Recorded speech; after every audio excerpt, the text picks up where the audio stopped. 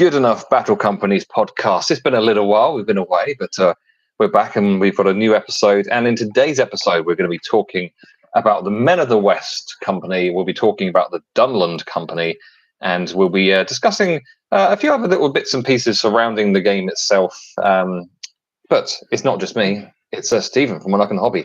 How are you doing? Hello. I'm doing okay. Been very busy. Got lots of sick children. So yeah, life has been busy lately. So glad to get back into it. Is what it is. Yeah, I haven't rolled a dice in anger in over a month. that is unacceptable, and you're dying by the sounds of it as well. So I am. I think the cure might be dice rolling. I think it is, and we got a plan. We got plans to start some new battle companies and stuff.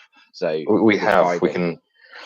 Yes. Let's hope that nothing happens like lightning setting fire to Jedi archives or anything like that. Because for a number of reasons that would be bad. Okay, so we haven't actually had a game since we last recorded an episode, which was a month ago. Which is very sad. But I've played a couple of games, I think, but I haven't played any battle companies. So I've only been playing full points games. Have you played a full points game? I have not played a full points game in any type of wargaming game ever because I've never built a full army. So that's why battle companies is brilliant and really easy. But yeah, I haven't played a full points game, so this will be interesting to hear. Yeah, so I played against Ben. We had the very random amount of 475 points, but that's just kind of what worked. And he was Durin's folk, and I was Moria, so it was really nice and themey. And I had a chance to actually use my Cave Drake proxy that he was MVP. I mean, it was a real learning experience. I've played probably 100 times more battle companies games than I have points games, literally. So yeah, it was the first time I've had a chance to use a real big proper monster thing. Yeah. And I very nearly got him killed straight away. So it is I very nearly messed up, and if it wasn't for a heroic move coming off, he could quite possibly have been dead. But I ended up winning. Not first turn, but no, I put him out way too much on his own, and he didn't get surrounded, but he had like 10 dice rolls against him. Equal fight value. So it very nearly didn't end well, but then he ended up getting 10 kills across the game. So he dined well on some dwarf that eve, and I won 8 points to 4. So that was it was good fun. It was, in some ways it was slower than battle companies, in some ways it was quicker. So okay, I think that when you've got like just a line of goblins or a line of dwarves, then you know that they're just a dwarf or they're just a goblin. There's nothing. There's no chance that they've got a fate. There's no chance they've got a special rule. There's no chance they've got, are they a hero in the making? It was just like, okay, that fight, goblin against dwarf, roll that fight, all right, and then roll to wound. And so you knew all of this. I mean, as long as you know your warriors, then you just knew what the stats were. So there was no issue with going, oh, let me just check that a second. But then obviously there was, at least twice as many models on the board. So, initially kind of just going, moving these ones, move. So, but it was, but I really enjoyed it. Definitely want to do more. I mean, Ben has got more dwarves. He's just going to paint them up. So that game was a 475 points game. We're going to ramp it up to a kind of 600, 700, 800. I've got my armies planned out. Some interesting stuff to play with. No, it's no. I think it should be. It's good. I mean, I've got the dwarves as well, which I've built up to make an 800 point army. But they're built. and that is it. So I need to paint him and actually get him onto the board. Yeah. So, Well, we'll definitely make that happen, and it will be a lot of fun because I also really want to use Angmar because I've got a Witch King on Fell Beast model, got a Witch King on horse, I've got the Dwemer Lake, I've got you saw the cave troll that I changed into a birder. So I've got a whole army around those guys, and yeah, just exciting stuff. But yeah. Anyway, should we get into today's scenario we're going to discuss? yes. Okay, so we're going to talk about secure the area, which is. Do you want to tell us about that one, Steve? So, secure the area. Hidden somewhere upon the battlefield lies something of great value to both sides. Whether this is a hoard of treasure, the entrance to a secret passageway, the fallen body of an ally, or even something much more valuable, both sides must strive to claim it and defend it at all costs. So, the objectives is both sides are seeking to lay claim to the objective and must not only fight their way to it but also defend it once there. Once one battle company has been broken, the game might suddenly end. At the end of each turn, after this condition has been met, roll a d6. On the result of 1 to 2, the game ends. Otherwise, the battle continues for another turn. So it's basically find something, fight, get it, defend it. So yeah, it's an interesting one. So Yeah, the big difference between secure the area and most other scenarios is that you have the maelstrom of war set up, which means that you don't set up your company as you would normally, like kind of 12 inches from the center, or sorry, 12 inches from the edge, or a certain distance from the center. You roll to see where your models come on. So on a 1, they don't arrive at all. Then going kind of around the kind of square of the outside of 2, 3, 4, 5. That would be the different edges, and then a 6 you get to choose. So you take it in turns to put your models down, and that means that it's the luck of the draw as to how close together your guys can end up being. Because I remember thinking one of the first times I ever played this, I was playing against Dave, and his leader just got put on one side, and I had a whole bunch of guys. So just went, "Oh, you're dead then," because you can just go up and just trap people. So it's interesting. It's an interesting way to do it because there's you can have a plan of how you're going to play it and everything, but there's actually you actually have no idea how that plan is going to actually come to fruition, because essentially you're going to go, well, I'll see where I end up, and then I'll just charge to the middle, I guess. That's it. It's pretty much it's a hope and pray, and I think it's one of those ones. You get your minis on the board, you want to get to the middle of the board as quick as you can. So it's definitely one of those kind of games. So yeah, so that's that. The victory, defeat, and draw conditions of it is victory. Your battle company has at least twice as many models within 3 inches of the objective than your opponents. So this is an interesting one. Oh, it's an interesting. Oh no, that's one of those ones when you could break someone too soon, kind of thing, but you may still have too many minis there. So again, it's that kind of deciding thing. Defeat. Your opponent's battle company has at least twice as many models within 3 inches of your objective than yours. Funnily enough, it's the opposite to the victory condition, and the draw is any and the draw is any other situation. So again, one of these battles where you need to be careful when you're killing, so you can't go wild. If you don't have twice as many people in at whatever, and you got one guy going heroic combat crazy outside and killing everyone, before you know it, you could lose, or it could be a draw. So yeah. Special rules. Wild search. At the end of each of your move phases, roll a d6 for one of your models. Not already. Oh, that's already, we done that, didn't we? Well, yeah, I didn't finish what I was saying. We didn't finish the whole thing. But if they don't turn up, then they can turn up at the end. You roll at the end of each move phase to see if they do turn up. So you're not just without your leader for the entirety of the game, because that would really suck.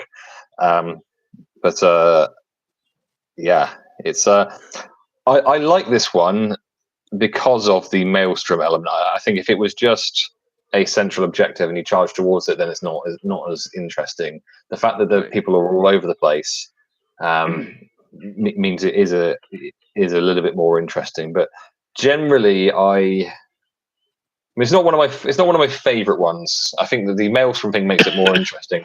I think any scenario where you're just all charging towards the center, it just feels a bit. Unless you've got cavalry and they haven't, and you can kind of swing up one side and kind of curl back in and go around a bit and get some different angles on stuff and whatever, then it's a bit. Yeah, it's just like I like the idea of it's like there's a battle gone on, something's happened, and the idea is like, guys, we need to get this, get it out. We got to get up there and charge as quick as we can. There's that idea of just like, right, how are we going to get there? Guys, just go, rah! And however you get there, it's a mess, and it doesn't matter how strong, like literally, if there's a whole load of you together in one, if you say you had dwarves, but your dwarves are scattered at every point, and there's two on ones, 3 on ones all the time, they're ruined. Like suddenly, your guys who have got lances and spears and all this, that they're useless on their own. Like it removes that element. And it's how do you play? What do you do? So do you sacrifice someone for the greater good? Do you just like, no, I'm going to charge him in there, see if you can hold off these guys while my other guys make the distance and stuff. I think it definitely throws tactics out the window. So it's like if you're playing or play with someone who's very tactic led or such like this, I think it definitely gives an opportunity to mix it up. Is how I feel about it. So yeah, I mean, I think you're probably right that there's a good opportunity to go, well, I did have a plan. Now what am I going to do? Because it gives you a chance to kind of think on your feet a little bit more. And I mean, I do feel like it's the sort of scenario where if you've got short movement or no cavalry, then you're at a big disadvantage, because once people are at the center, there's no reason for them to leave it, particularly because they can just sit there. So unless, and it's probably a good scenario for if you've got good shooting, because if you can position yourself somewhere where, if you position yourself somewhere where you can see the center of the board and you've got better shooting, then you've got a really good opportunity just to kind of pick people off bit by bit. So that's I think Stephen can't hear me. Yeah, I can hear you now, but can you hear me now? I can hear you now. You just look really confused for a minute there. I can hear you. Yeah, no, you're back. Yeah, no, I lost you for a second. You just literally disappeared. So I have no idea what you just said. I said it was probably it's a good scenario if you've got good shooting, because you can position yourself somewhere you can see the center and just kind of pick up the models in the center. So it's a good one. I'll give it a 6 out of 10. Yeah, I'm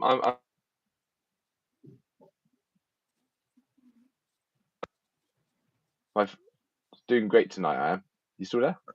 I'm still here. You just kind of broke up again. Yeah. No, 1 second. There we go. Yeah, I'm back now. I'm back. Sorry about that. So no. I think me. I say 7, but thematically, put myself thematic in there. Fair enough. Can you hear me? I can hear you. Yeah, your camera's gone now. It's an awful picture of me there. So it's just a black screen for me. So there we go. I'll tell you what. You can try and sort out your technical difficulties. I will introduce the good company of the week, which is the Men of the West. Right, here goes.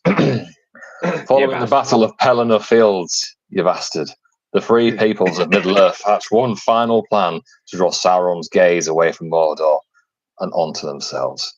Yet, even as they rode to the Black Gate, Aragorn, Éomer, and Imrahil sent groups of trusted warriors to scour the lands outside Mordor for any enemy patrolling warbands or small outposts. With the combined forces of Minas Tirith, Rohan, and Dol Amroth, these valiant companies of allies would assault the defences of the Dark Lord, weakening his armies and preventing them from marching to war against the free peoples at the Black Gate. Fighting side by side, the warriors of these three great realms of men fight with a renewed vigor whilst they remain together. You bastard. So, don't know if, can you hear me still, Stephen? Yeah, I've still got you. So, I didn't get myself ready because I'm really good at that. So, the starting battle company for the men of the West is, as the pastor do a day. So it is one knight of Dol Amroth. They must be your leader. One man at arms of Dol Amroth. Then a warrior of Minas Tirith with shield. A warrior of Minas Tirith with bow. A warrior of Rohan with throwing shield and spear, and a warrior of Rohan with bow. So that's the starting company. And the reinforcements, so three influence points for reinforcements. One will get you nothing. Two will get you a warrior of Rohan with a choice of war gear. Three will get you a warrior of Minas Tirith with choice of war gear. Four will get you a man at arms of Dol Amroth. Five will give you a choice of the above. And six will give you a roll on the special chart. Special chart consists of two options. A 1 to 3 will give you a Rohan Royal Guard, and a 4 to 6 will give you a Knight of Dol Amroth. Yeah, that's so. There's the company hero upgrade is a stand Men of the West. Standing side by side, the Men of the West fight to defend Middle Earth against the threat of Mordor. Warrior models within 3 inches of the hero count as being within range of a banner. I mean, that is ridiculous. Possibly the best company hero upgrade there is. I'm going to put it out there and say it. You think? Well, banners are so important. They are so important to. I mean, if you have all 3 of your heroes, starting heroes, and you get that for them, you've got 3 banners on the field. You can go off into 3 mini war bands, all with a banner. Fair enough. So it's a good one. Then onto the advancements. So the advancements: Warrior of Rohan becomes a Rohan Royal Guard. Warrior of Rohan with bow becomes a Rider of Rohan. A man at arms of Dol Amroth becomes a Knight of Dol Amroth, and a Warrior of Minas Tirith becomes a Knight of Minas Tirith with shield. So yeah. And just as and the final thing to mention is that the company special rules, all Rohan hero models gain the Expert Rider special rule. So, yeah. Onto the stat line. Starting off with a Knight of Dol Amroth that has heavy armor, has shield and a sword. Can be given a lance and can be given an armored horse. Now their stats are movement 6, fight 4, 4+ for shooting, strength 3, defense 6, 1 attack, 1 wound, and a courage of 4. He is pretty meaty, isn't he, to start with? Strength 3, fight 4 good, 4+, defense 6 is good. So strength is his only downside on it. But get him on a horse. Strength is average. Get him on a horse, give him a lance, and he's +1 to wound on the charge. So yeah, I think they're pretty, you've been up against enough Knights of Dol Amroth in my fiefdom's company to know that they are handy. Yeah, no, they they are pretty meaty. They are. And they're like a Uruk, but more courageous and higher defense, but not quite strong. So decent. So no. Then Knights of Dol Amroth. They're annoying. They're hard work. They are. So yeah. So yeah, decent start. One of them in there. Then next one is a man of arms of Dol Amroth, which is a heavy armor, pike, and sword. So then movement 6, fight 4, 4+, strength 3, defense 5, 1 attack, 1 wound, and 3 courage. So just a little bit weak on the courage, a little bit weak on defense. Still strong defense, still very strong fight value. So yeah. And you got Warrior Ministeriff next up with heavy armor and sword. They can take a shield, a bow, or a spear. You've got the shield wall special rule, which means if they are they have a shield and they are in base contact with 2 other models that also have shields, then they get a +1 to their defense. And that's only available whilst they're on foot. They've got a movement 6, fight 3, 4+ for shooting, strength 3, defense 5, or 6 if they've got a shield, 7 if they're in shield wall, 1 attack, 1 wound, and courage 3. yeah. So shield wall is pretty damn strong though, isn't it? But yeah. Oh, then again, Ministeriff. I mean, yeah. I think once we've kind of gone through all of them, I'll give you my kind of thoughts on this and how good I think they are actually, despite my previous statements about Ministeriff as a thing. Yeah. So yeah, they are. They've got that's an absolutely decent stat line. Like we said before when we did the episode on Ministeriff, they are a perfect starting company. They're just not very interesting. But this isn't a Ministeriff company. This has some Ministeriff warriors within it. Yeah. No, this is it. I mean, I suppose you can pull some of the strength of them being in there. Again, they're just one of those ones like you hope you don't. To me, I hope you don't roll them under upgrades. Yeah, there are more interesting things to roll. That's for sure. Yeah, definitely.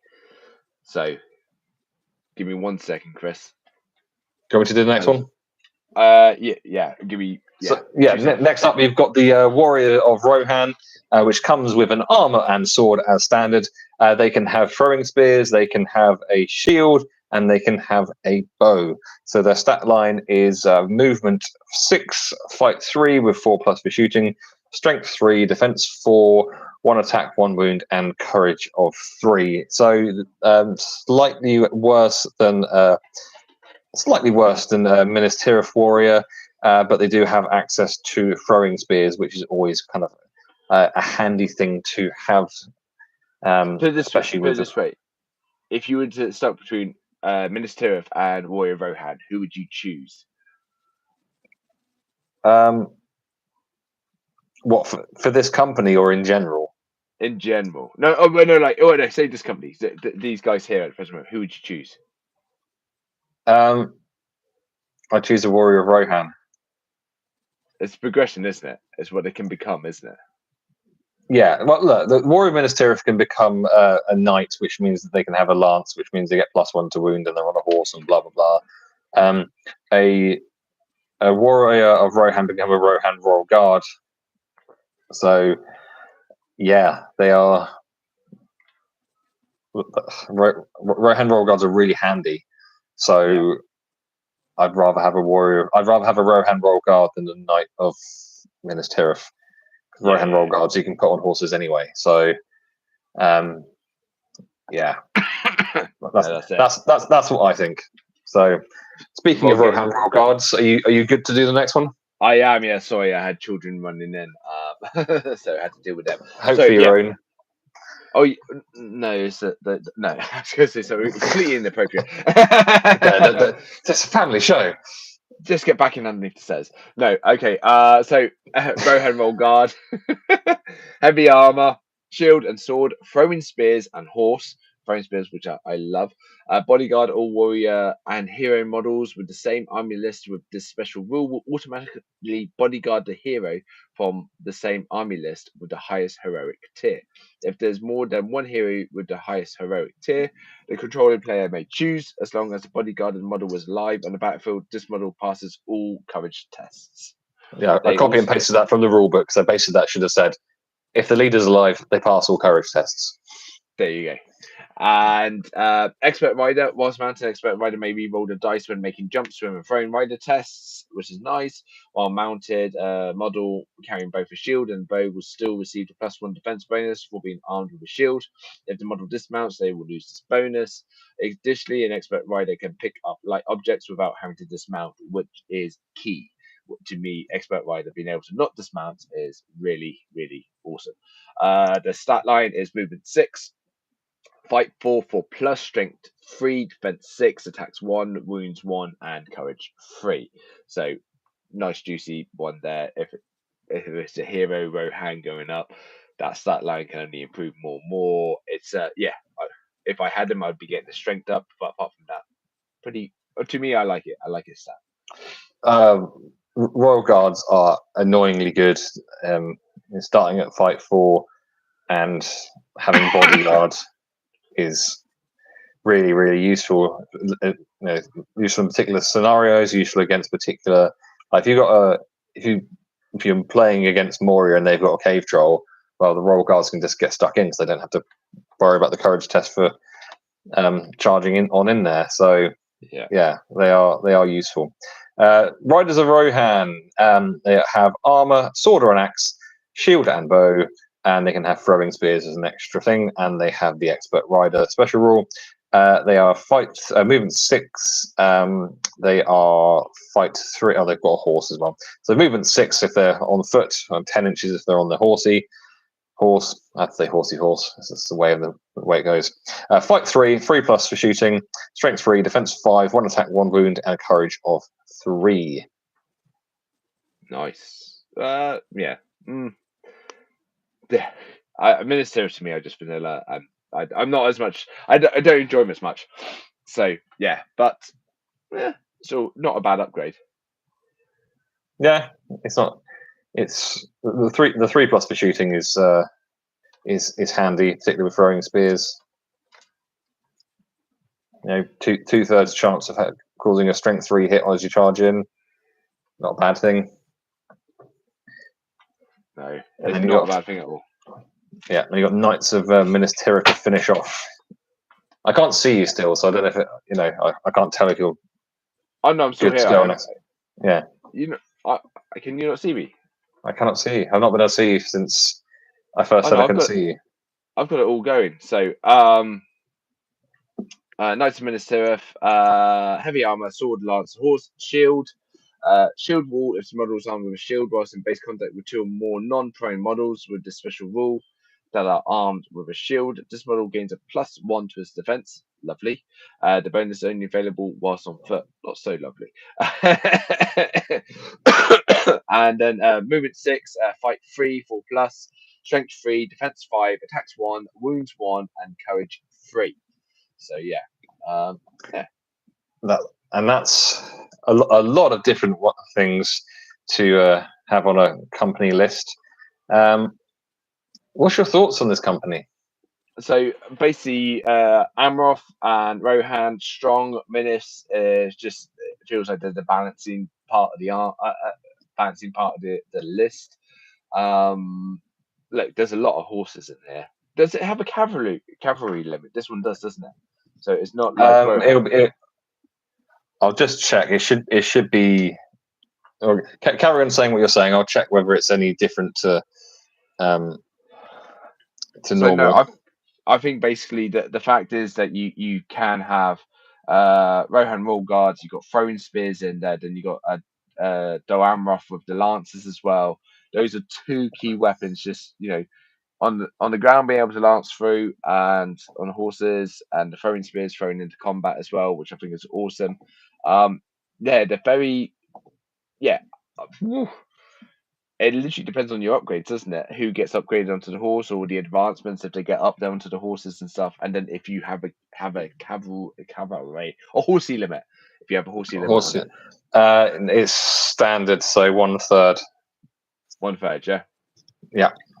So that limits it. This could be killer if it didn't have a horse limit, because the Rohan are quite good, but the riders. I'm just going to put it out there and say that this might be the strongest company we've had so far. I think it's got everything in every aspect. The thing is, you got a snatch and grab with the Rohan.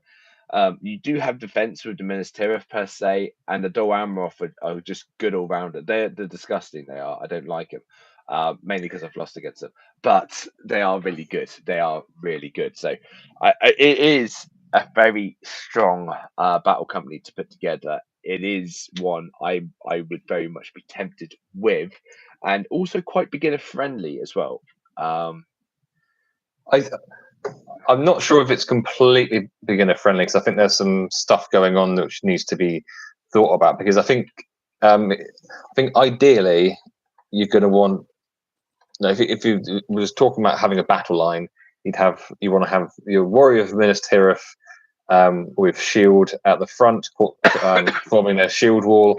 You want man at arms of Dol Amroth at the back, providing spear support because that gives you there'll be spear supporting, and they're providing the fight for to the entire fight. Then you've got a couple of bow guys. I mean, like you've only got strength 2 shooting. I mean, like the only thing that's missing from this company is extra strength because everyone is strength 3. But having said that, your cavalry, so your knights of Dol Amroth and your knights of Minas Tirith can get lances, which give +1 to wound on the charge, which is going to make a big difference. So, yeah, I mean, it's a tricky one to decide. I mean, the reason it's not beginner friendly, I'm going to say, is because it's very difficult, I think, to decide who should be your starting leader. Well, your leader's sorted for you, but in terms of your sergeants, it's very difficult to decide who should do what because of the amount of advancements. Ooh, yeah. Because, I mean, a man at arms of Dol Amroth becomes the Knight of Dol Amroth, and Knight of Dol Amroth is your top thing on your reinforcement chart. So he's going to want to be a warrior. Mm-hmm. Then Minas Tirith warrior becomes a Knight of Minas Tirith. That's good. And warrior of Rohan becomes Rohan Royal Guard. So you kind of want all of them to stay as warriors until they can become heroes. Oh, I don't. Until they upgrade. I don't know. See, obviously, Knight of Dol Amroth is your leader. Has to be your leader. I probably would just go to Man at Arms and go to Rohan Warrior. I wouldn't Minas Tirith it. That would be my view. But that's just purely because I've played against Dol Amroth, and they are Man at Arms. Dol Amroth becomes a Knight of Dol Amroth, and just they're not nice. So again, get them on a horse and stuff like that, and the defense 6, 7 with shield. Is it? Actually, thinking about it, I think that no, I can't actually decide because the other thing to consider is the fact that the Rohan heroes get the expert rider rule, and because they get the expert rider rule, you want let's think about the fact that you're gonna have, let's say your maxed out company of 15, you have 5 horsey horses. You want a good amount of them to have to be Rohan, so they've got expert rider, because the ability to swing by on a horse and pick up a light object is painfully good. Having not ever played as Rohan, but suffered at the hands of this ability way too many times. It's such a good thing to be able to do. So maybe I would have a Minas Tirith. I might have a warrior of Minas Tirith with bow be a ranger or a sharpshooter. Really? Yeah. Well, fair enough. I'm just going back down Minas Tirith. Where are we? It's a really, I mean, Knight of Dol Amroth, that's as your leader, that's decided for you. And I'm thinking path-wise, probably going to go path of the knight because he's a knight. He is. It's going to be that or duelist, I think, in my head. Man at arms, Dol Amroth. I'm just going down them one by one. I really genuinely can't decide on this. It's harder than I thought. See, the thing is, if I went Minas Tirith, one of the Minas Tirith boys would be a defender because everything that comes with them in that way. I'm just trying to think. Would I go Rohan? I don't know. Who would be a warrior? Who would you put as if you could put as a warrior? I don't. The thing is, it's like it literally. You could go many different ways with this army, couldn't you? I mean, again, like you could go strong defense, Minas Tirith. Go that way around with it. You could go fast. You could put a lot into the Rohans and it's fast attacking, running around, and you could get rangers and sharpshooters in there. Try to improve the bows and make them kind of handy. Get one horses with good bow shooting, extra shots, stuff like that. Could make them interesting. You could, Wizard of said defense, and Doamroth are like real warriors and knights, aren't they? That's that way around with those guys. They're like, yeah. I think I've made a decision. You tell me. I'll tell you. And last week I watched all 3 extended editions of the films in 3 days. So it's I properly went for it. So with the Aragorn speech playing in my mind, I'm going to say that obviously Knight of Dol Amroth, he's my leader. He's Path of the Knight, and I would use a Prince Imrahil model for him. I would have the Warrior of Minas Tirith with shield be one of my sergeants, and that would be an Aragorn model. So I'd have Aragorn. I'd make it like it's a mini company of all of the Men of the West characters. Yeah. And then so that means that my final one would be a Warrior of Rohan with throwing spear and shield, and that would be Aemir. And I'd use my incredible model that I've made with which you've seen with him cutting an Uruk's head off. Yeah. And that leaves your Warrior of Rohan with bow to become a Rider of Rohan.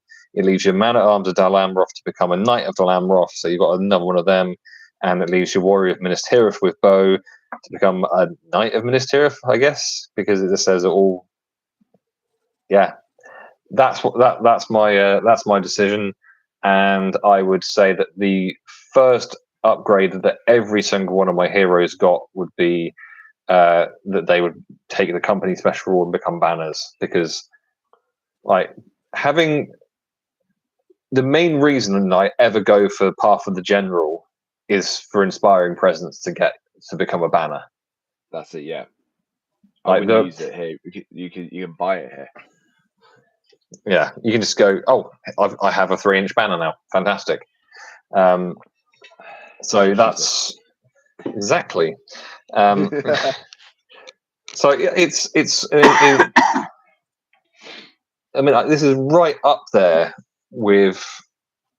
I mean, to talk about weaknesses, the only weakness is the lack of strength 4 off the bat, and there's no. Apart from Riders of Rohan, who are going to have axes, there's no option to do any kind of real sensible special strikes. So, To be fair though, they haven't got the horrendous defense off the bat either. They're doing pretty well with Knight of Dol Amroth for defense 6, Man at Arms for defense 5. Although they haven't got the strength, the fight values up at 4s for a few of them. Then it goes down to 3s.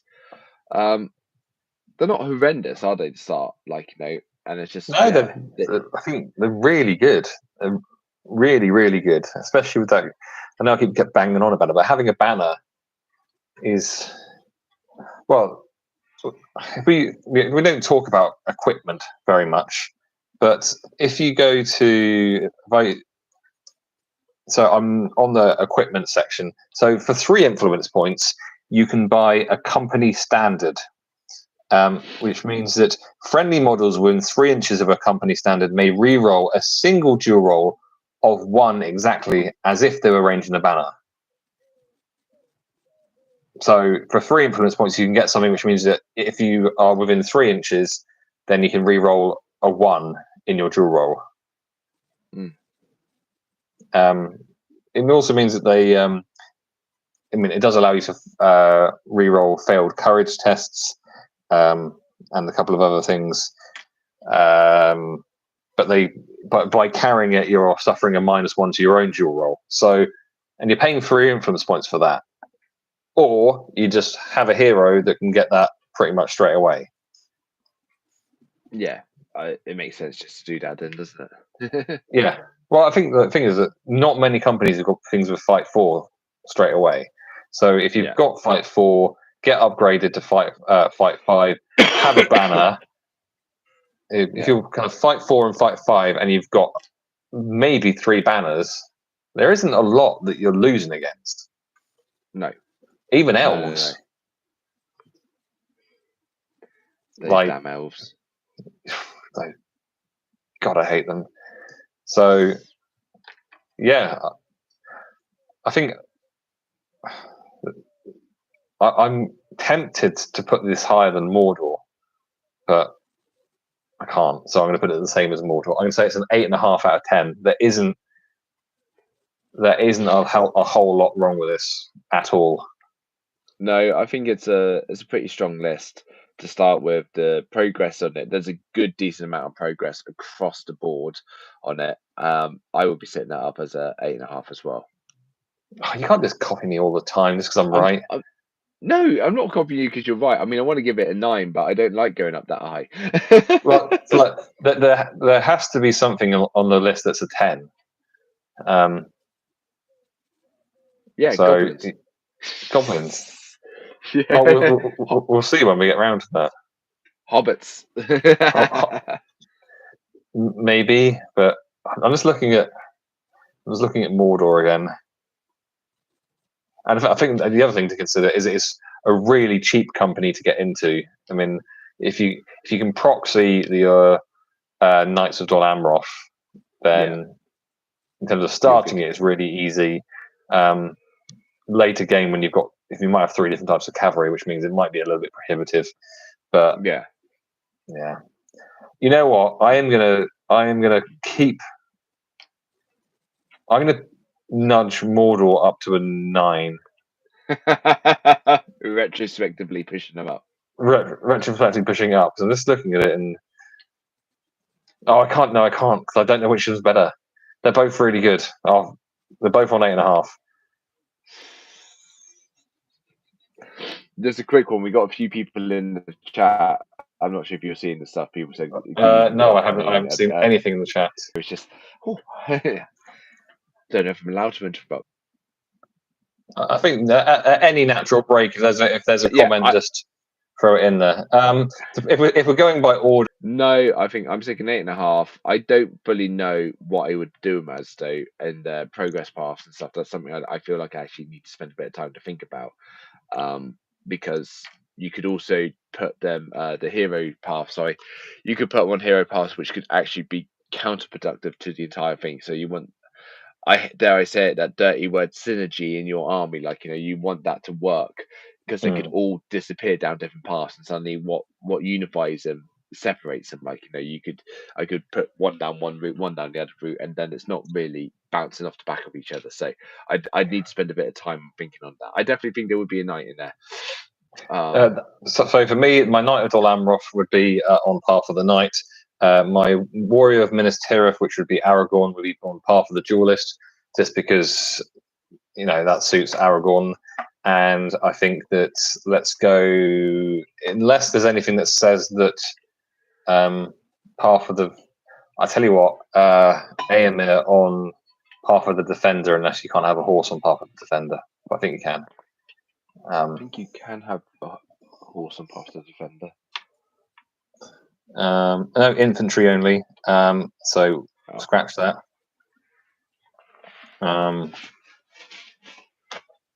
But that's it there, so that's one of those paths that would counter.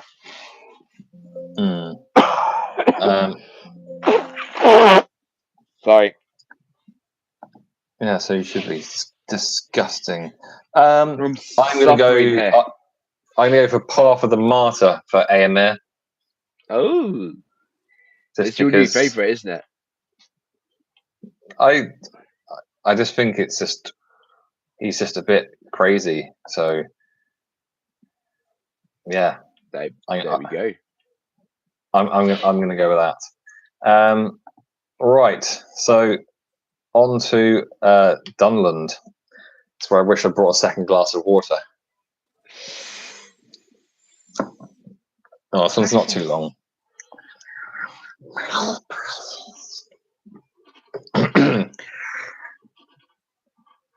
Ah, God, I don't feel like I've got it. When Saruman's treachery was finally revealed, he called upon more than Orcus and Urkel to wage war upon the kingdom of Rohan. The Dunlanding people have hated the mercy of the centuries forces, and they are required little persuasion to join the White Wizard's cause column to see to the destruction of those who have fought for Sunlands for many years.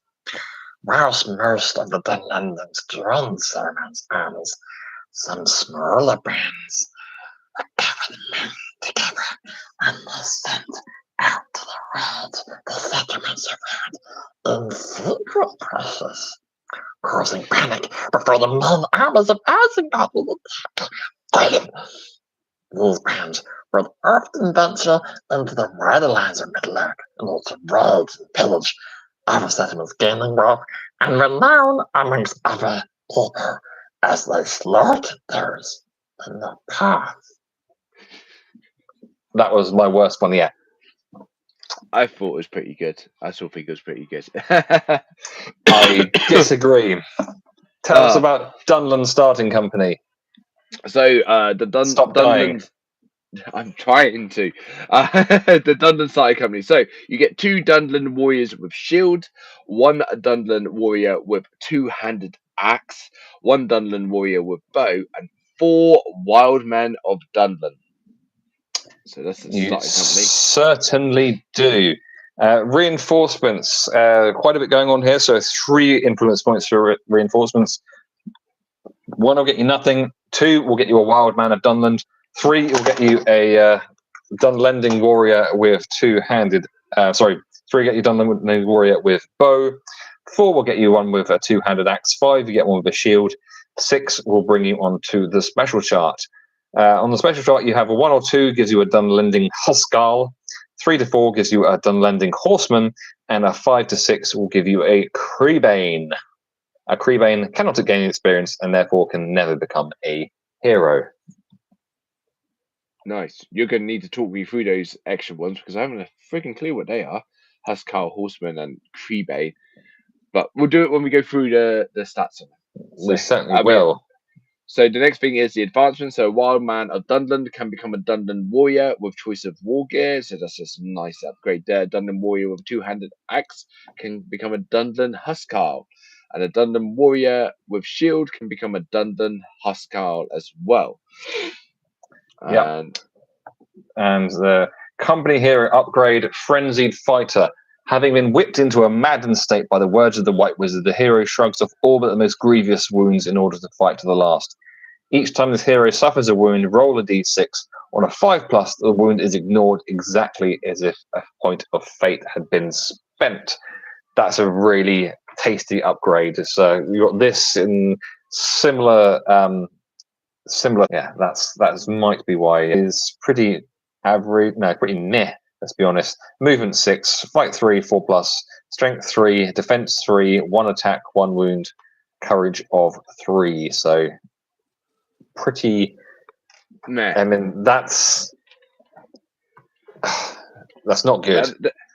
They're the cannon fodder there, aren't they? Like, you know. They are the chaff. You know, and yeah, only on a 1 and 6, you on your reinforcements, you got a chance of getting them. So yeah, hopefully that's the only 4 that you've got. So, so then Dunland Huskarl is heavy armor, Dunland war axe, and dagger. The Dunland war axe can be used as a spear or 2-handed axe. So I like that. That's quite interesting. Bodyguard, and also Favour of the War Chief. The Dunland Huskars are handpicked by say it, Fryden, and tasked with Are you anchoring. okay? I'm having a stroke here. What? How do you pronounce that? I'm going to go with Thryden. Fryden. Okay, I wasn't far off. Fryden. Yeah, but you said that like 19 times. Yeah. I thought you was like, I thought the record in your head had got stuck. Fryden. And tasked with anchoring the lines around the various chieftains and the war chief's chosen fighters. Dunland Huskars supporting a fight within 3 inches of a friendly Dunland hero gains +1 fight value for the duration of the fight. So Dunland Huskars supporting a fight within 3 inches of friendly Dunland. No, that's yeah. So their fight value, I mean, it just brings their fight up to 4. So they are movement 6, fight 3, 4 plus, strength 4, defense 5, attacks 1, wounds 1, courage 3. So, but being near to a hero makes them a fight 4, which is handy to have. So yeah, it's not horrendous, but they have to advance to a Huskar to get that. So yeah. And then moving on to Dunlending Horsemen.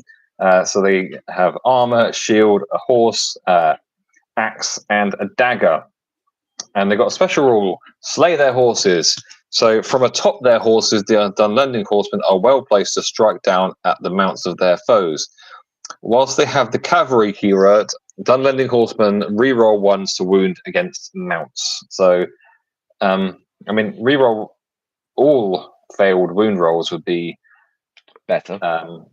Better, but you know, it's better than nothing. But yeah, so they've got movement of 6 or 10 inches if they're on the horsey horse. Fight 3, 4 plus for shooting.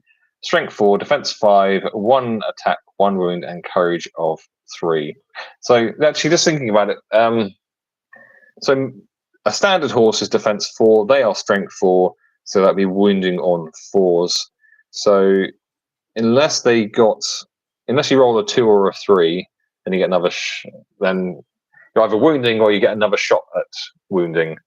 So yeah, that's not armored horse is not so good, but you know that's not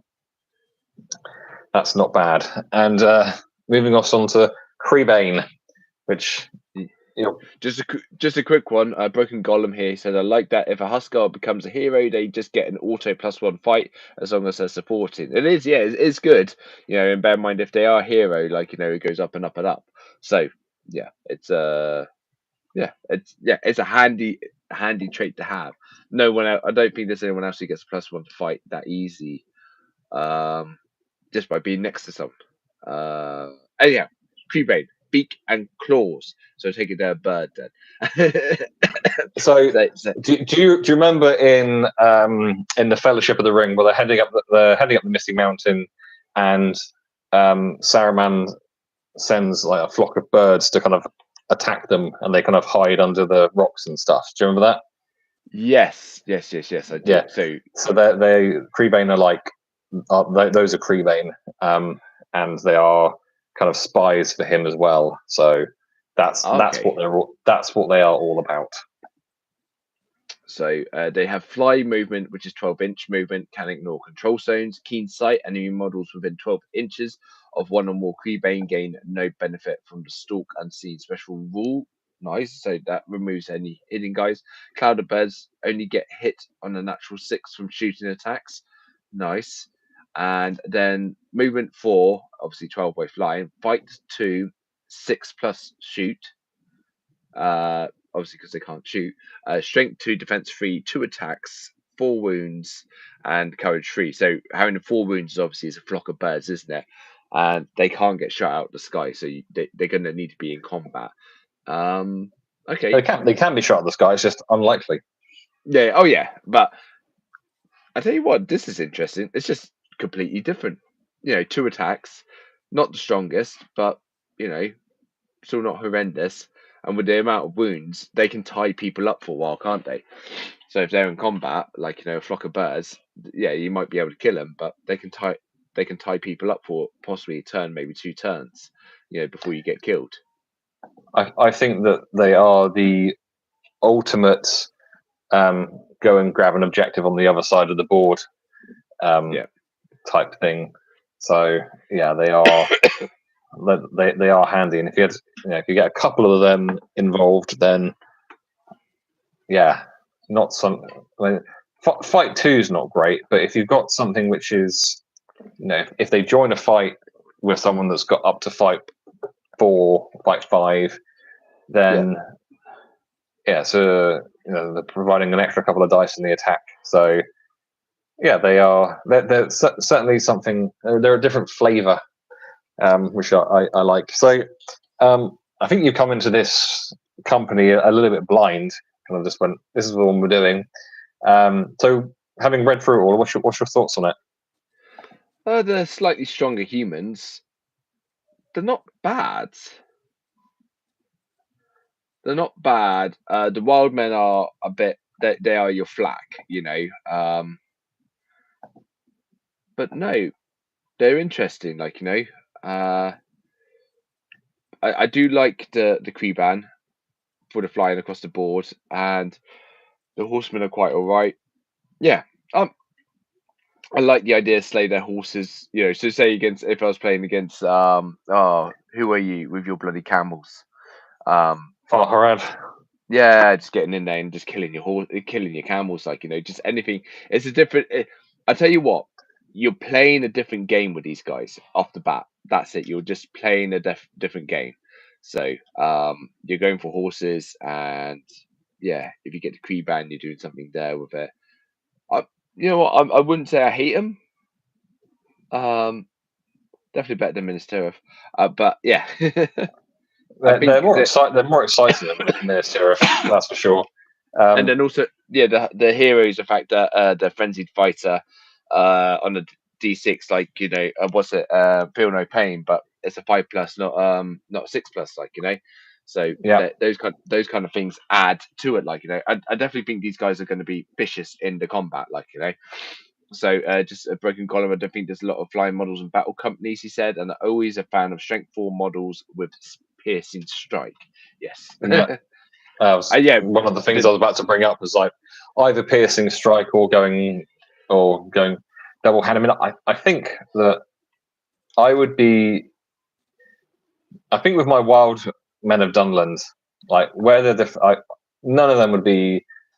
All of those would be standard warriors, and I think that every single time I was in a fight with them, unless it was no statistical advantage to become strength 4, then I would be piercing strike every single time, because when you're defense 3 anyway,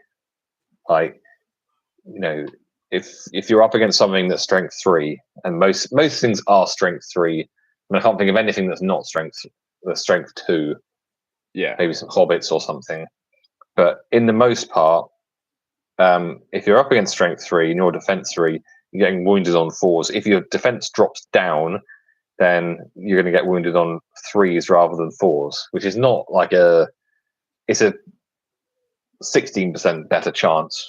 But yeah, I think that it's just something that is worth doing. I think that it'd be interesting to have your Wildmen of Dunland as your shield wall with no shields and defense 3, with your Huskarls behind using their Dunlending war axes as spear support. So you've got something that's strength 4 behind, maybe pushed up to fight 4 because of the locality to a hero, and then you got something doing piercing strike at the front, and if it's against Rohan, chucking another +1 to wounds. So yeah, I mean, I think that they could be pretty tasty. There's a lot going on, so yeah, there is a lot going on, but they are very much glass cannons. I think you can have some very, very quick games for them for either very good reasons or very bad reasons, I think. Yeah. No, I think they are. I think they're quite interesting. You'd have to play with them, but there's a problem with being able to play with them, and that's yes. That is the cost of them. Yeah, if you're going to do it properly, Jesus Christ. Whew. And that's not up. Sorry. No, I'm with you. I'm just saying, like, and that's just the base company. That's not even the upgrades, like, Yeah, so I went on the Games Workshop site before we jumped on the podcast tonight. So if you want to get the official Dunlanding models from the Games Workshop site, you're going to spend £57 for 14 Dunlanding models, which will give you enough for your company.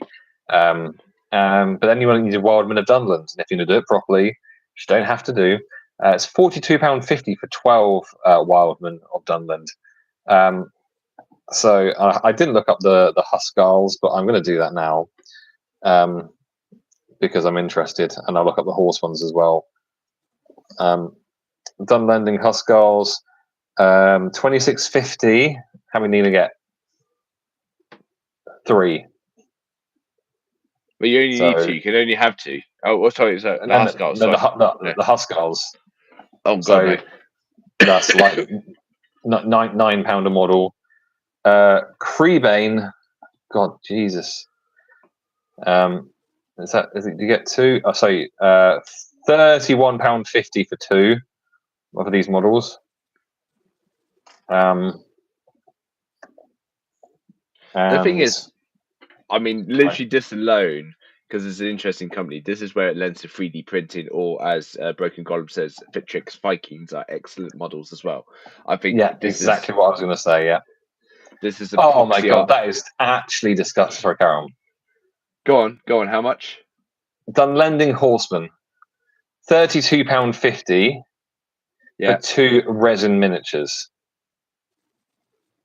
I mean that they are nice looking models. I'm not going to lie, but £16 for a cavalry model, 1 cavalry model. I mean that's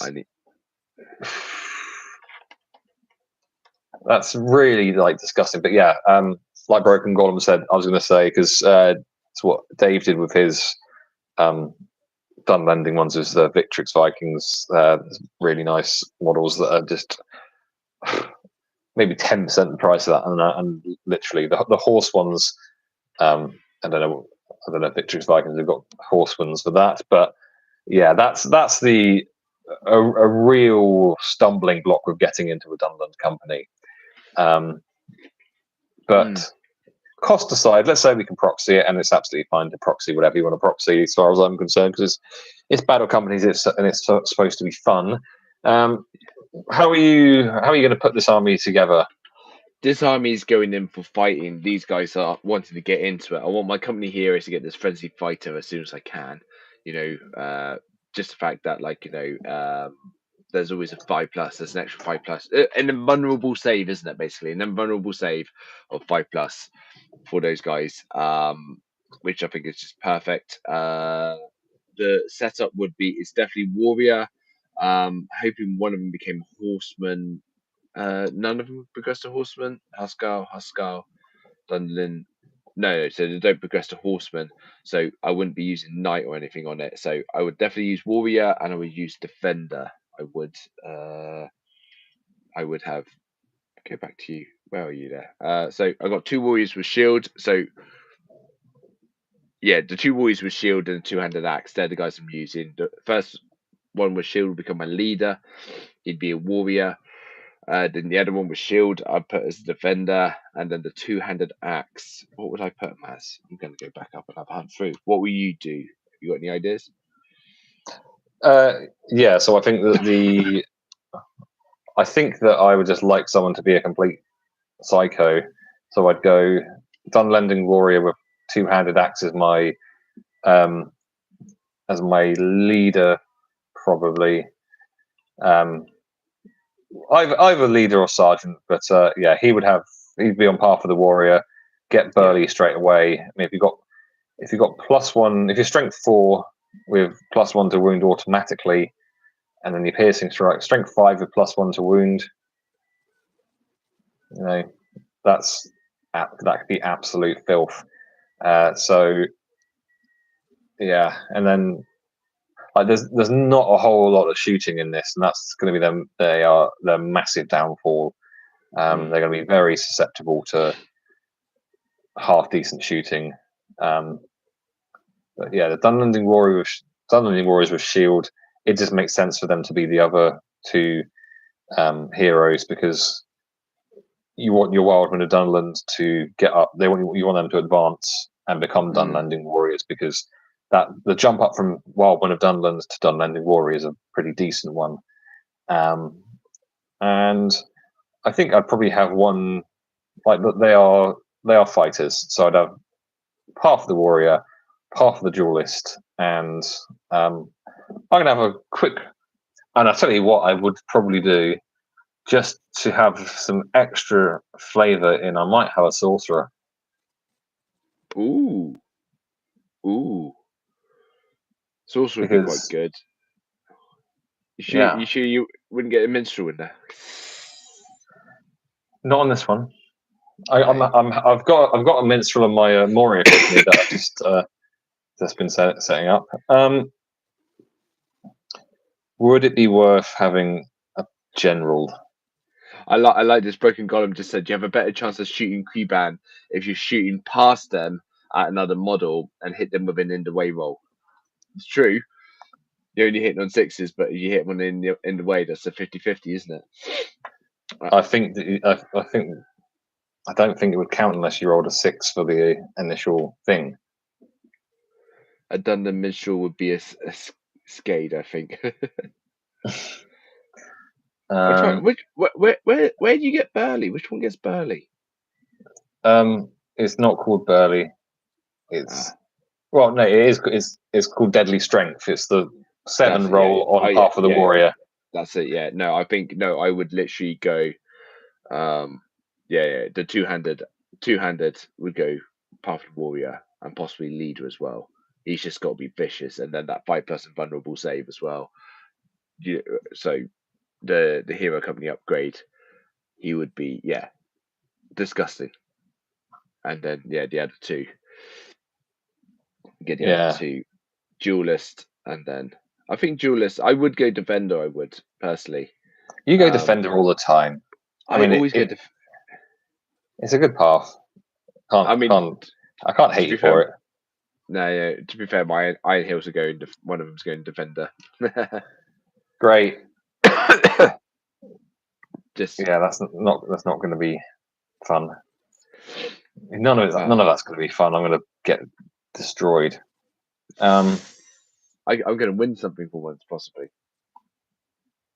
You win a game every now and again. I do. I'm going to go. Yeah, I'm going to do something. Just and there's a method behind my madness here. I am going to go to have a sorcerer. So one of the ones with a shield is going to be a sorcerer, and the reason for that is the shooting is bang average, and you only start with one person who can shoot.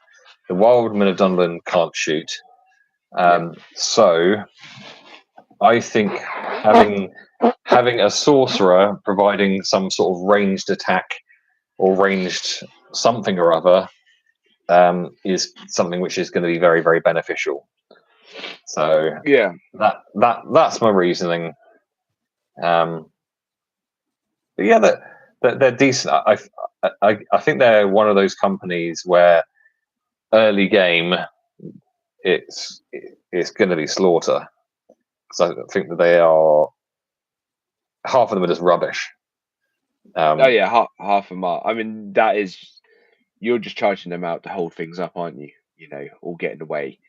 That's all they're doing. Those 4 wild men. But So the Wildmen of Dunland are slightly more rubbish Mordor orcs who've got slightly better shooting but can't shoot. Yeah. Unless they're against Rohan, in which case they've got +1 to wound Rohan models. But let's be honest, I mean, it'd be fun to do a Rohan Dunland campaign. Yeah. But yeah, I think once you get the later game stuff, they can be really, really fun. So I think if you grind out a bit at the start, then It's a grind, but it's interesting. The Kree band makes something interesting. There's a couple of interesting different ways of playing the game now. Slay the Mm. horses where normally you kind of go 50-50. You're like, no, I'm just going to get the horse. And the thing is, though, you get the horses, the influence points. It's like you could kill twice. Do you get me? Like, it's there's that kind of stuff. Like, so those kind of things Yeah, are interesting. And then the +1 to fight the favorite war chief. Yeah, so if you got Huskars and they get the +1 to the fight value, so they're up to 4 fight value next to a hero. There's things there. It's I think they're quite interesting. They are.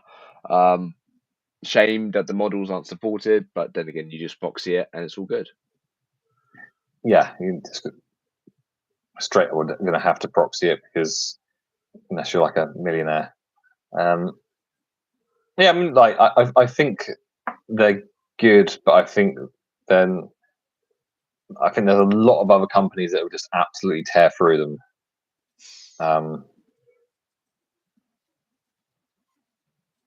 I'm sitting them at a 6.5 for me. Yeah, I mean something like a 6. I mean, Yeah. look, just looking at what we've spoken about today. So if you had a Men of the West company against this company, Oh, the Men of the West are just going to absolutely destroy them. Early game and even going through progressively, they're going to be destroying them. So they're going to be hard pressed to do any good with them at the start. Yeah, I think that they are definitely not a good starting company. I think that the only way to do well with Dunland, I think, is to really just go hard at it. Try and end games as quickly as you possibly can. Yeah. So people doing piercing strikes, people doing double-handed strikes, people doing double-handed piercing strikes, all of the special strikes that you can do to try and maximize your chances of killing, knowing full well you're also maximizing your chance of dying at the same time. But I think that's got to be the way to go with it. So I think they would be incredibly fun. I just think that you're gonna lose as many games as you win, because I think that it's one of those companies where you're putting a lot into the rolls of the dice, whereas other times, the dice are much more likely to be on your side. So that's what I reckon. So I'll give them a 6, but with a fun rating of 9. With a fun rating of 9. No, I think they could be interesting. I really like this Kree. I'd love to see how that goes. So yeah, I mean, it reminds me a little bit of the Bat Swarm, and I think the Bat Swarms are much better. Okay.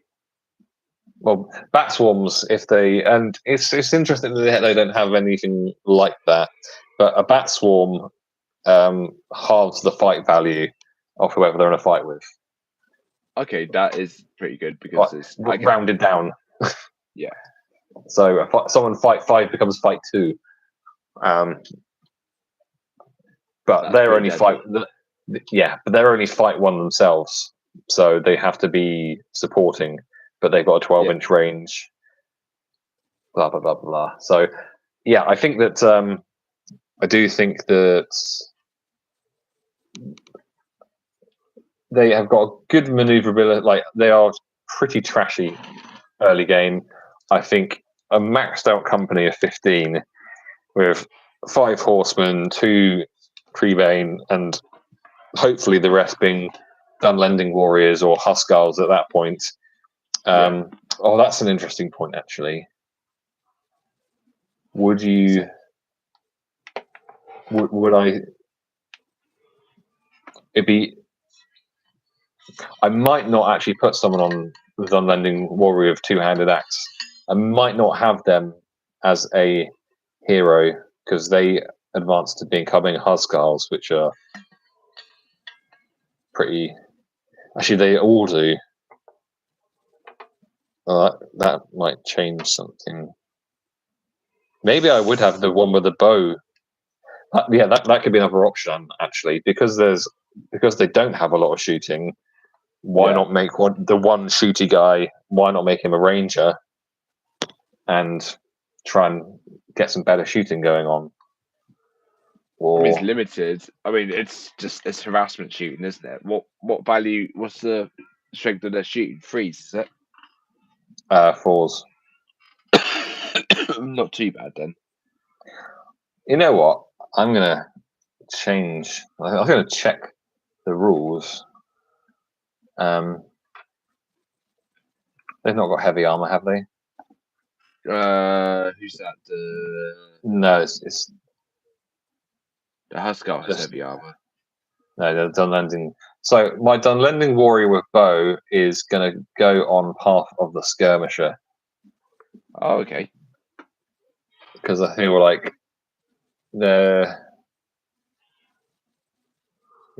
I think something like that. I don't know. It's just because I want the two-handed axe person or one of the shield people to become a Huskar as early as possible. So it may be that I put a Wildman of Dunland as a crazy old man in a hut type sorcerer. A wild man in a hut type sorcerer. I like it. Oh, it's a completely different route, isn't it? Wild man Dunland becomes Dunland warrior. Yeah, that could work as well. That's a different progression route. You just got to hope he survives, isn't it? Yeah, absolutely. But yeah, then like the frenzied fighter thing, the 5+ save is awesome. I think I've mentioned before, but the Dol Guldur company thing is the same, but it's called Power of the Necromancer. It's a 5+ save for any wound. And my Warg leader, Mr. Biscuits, saved 5 wounds in one game with that rule. Yeah, nice. It was so much fun. Mr. Biscuits. I love Mr. Biscuits. Such a fun little chap. Running around rending people in half. I'm looking forward to talking about them in a few weeks' time, whenever that might be. So actually, anything else left to say on Dunland? No, I think they're an interesting one. I think they're 6.5, interesting company, a little bit different. One of those ones that I think, like, if you continue playing the same kind of game, I would just throw them in.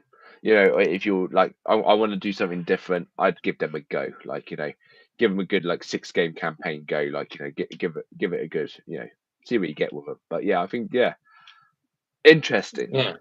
Yeah, for sure. Okay, so next time out, our good company of the week is going to be Arna, which might have quite a lot to say on, given the Games Workshop's most recent announcements. And the evil company will be, he said, pressing page down several times. Sharky's Rogues. Done them already without you. Heartbreaker, I know. Moria. Oh, that's perfectly timed, isn't it? Because I've just started it'd be absolutely perfect, because hopefully Friday we're going to actually have a game of Battle Companies. And I will be using my new company, which is Moria, and I can. It's not just a case of saying, "Oh, what would you do?" I'll say, "I literally just have done this with them." Really excited about playing with them. And I'm coming out with Iron Hill Dwarves. I don't like you. For once, I may win.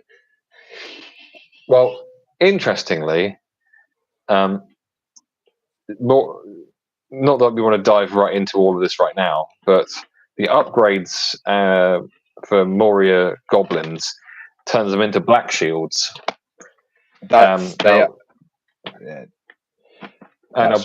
shields are widely considered to be one of the worst profiles in the entire game in terms of costing and everything else.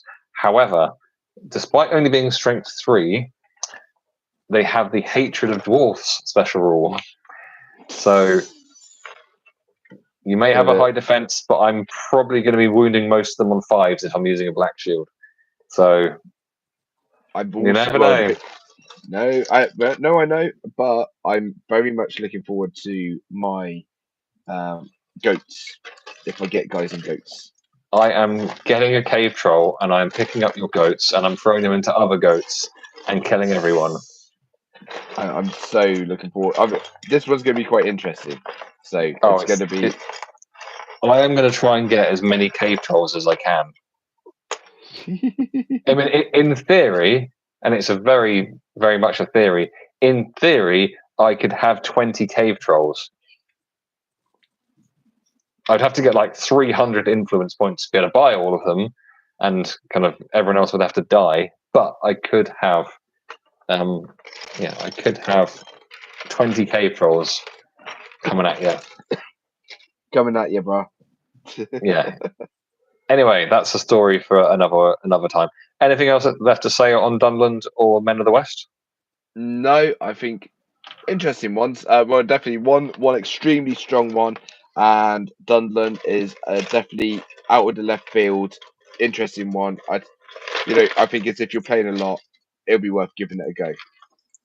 Yeah, I think they get some Victrix miniatures, proxy it to all hell, and just go and have some fun. I think they're a great company for just going and having a lot of fun. That's what I'm going to say about them. So, yeah. All right. So, thank you very much, everyone, for listening to the Good Enough Battle Company's podcast. My name is Chris Piercy from Good Enough Scenery. And there's been if you're interested in my Moria company, how I've set it up, then you can check out the YouTube video I've just released on my channel as of yesterday. It shows the miniatures that I'm going to be using, the paths that I'm taking, and I've rolled my initial upgrades as well, which were moderately underwhelming. But it's done now, so it's recorded and everything. Can't do anything to change it. So yeah, anything else left to say, Stephen? No, hopefully next time we're back, we'll be back to fortnightly with this. Hopefully, get back into the swing of things, which would be great. Looking forward to doing the new battle companies. I'd like to record our campaign a bit more, go into a bit more detail how we're doing it all, and yeah, it should be good coming up next couple of months with everything that's going on, and hopefully we'll get some big points battles. Also, if you haven't seen it already, or well, you won't have seen it, because Chris hasn't shown you, or he's shown you some teasers of his new his new Minas Tirith board, which is looking. No, it's not Minas Tirith. Wash your mouth out. Ugh. Minas Tirith. Osgiliath. Minas Tirith. That was Osgiliath board. It is looking very nice. A modular board with modular towns and buildings and stuff, and it is very interesting. And I look forward to being able to get a game on it. I just need very much got a more time feel to it, if that means anything. Like proper. The hope is it's going to be real skirmishy in a town, and it's all kind of ruined, but it doesn't have to be ruined. There's so many features which I'm excited to share with everyone. So look out for the reveal video on that. That'll be coming out later on in the week with a bit of luck. And no, thank you, Broken Golem, for being with us all the way through as well. Yeah, cheers for that, buddy. Right. And we'll catch you for another episode soon. Cheers. Take care. Bye. Bye.